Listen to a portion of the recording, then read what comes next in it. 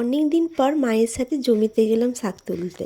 সত্যি এর মাঠের সাইডে এলে না আমার মনটা খুব ভালো হয়ে যায়। শুধু দেখো দূর পর্যন্ত আলু জমি আর আলু জমি।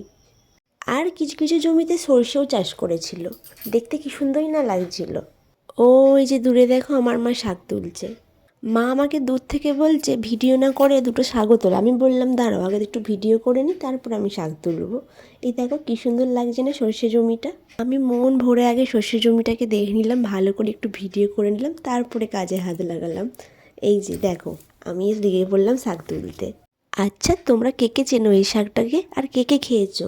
তোমরা যদি চিনে না থাকো আমি বলে দিই, এগুলি হচ্ছে বেঁতে শাক। এগুলো বেশিরভাগ আলু জমিতে হয়, মানে এই শীতকালের সময়টা বেশিরভাগ হয়।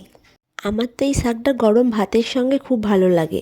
তোমাদেরও কি খেতে ভালো লাগে? আর যদি না খেয়ে থাকো অবশ্যই একবার ট্রাই করবে। আর এই যে আমি এইটুকু শাক তুলেই পুরো ক্যাথ হয়ে গেলাম।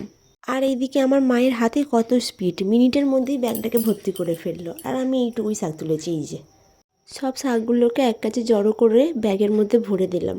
এবার তোমরা অনেকে জানতে চাইতেই পারো শীত তো শেষ, শাকগুলো এখন এত ছোট ছোট আছে। তো তাদের উদ্দেশ্যে বলি ভিডিওটা হচ্ছে শীতকালের মাঝখানের দিকের। আচ্ছা তোমরা কারা কারা এরকম শাক তুলতে আর জমিতে ঘুরতে যেতে ভালোবাসো? আর তোমরা যারা এরকম ভিডিও দেখতে ভালোবাসো অবশ্যই আমার চ্যানেলটিকে সাবস্ক্রাইব করে আমার পাশে থাকবে। এরপর দেবো বাড়ির দিকে রওনা। চলো আজকের ভিডিওটা এই পর্যন্তই, আর দেখা হচ্ছে অন্য কোনো ভিডিওতে। আর এই যে এটা হচ্ছে আমার মা। বাই।